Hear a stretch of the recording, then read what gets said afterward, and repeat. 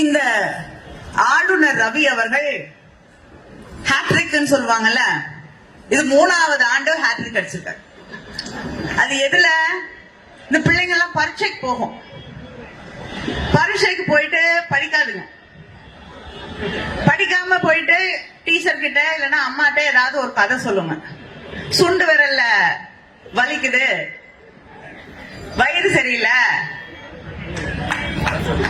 பல்லு வலிக்குது, ஏதாவது கண்டுபிடிக்க முடியாத காரணம் சொல்லி வீட்டுக்கு ஓடியாந்துருவாங்க.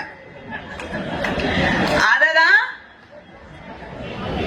நம்முடைய ஆளுநர் 3 வருஷமா செஞ்சு ஹேட்ரிக் அடிச்சிருக்காரு. நீங்க வீட்ல இருந்து லீவ் லெட்டர் எழுதி அனுப்புங்க. எங்க முதலமைச்சர் சரி போனா போது வீட்லயே இருன்னு சொல்லி விட்டுருவாரு. அதனால நீங்க எதுக்கு அங்கிருந்து வந்து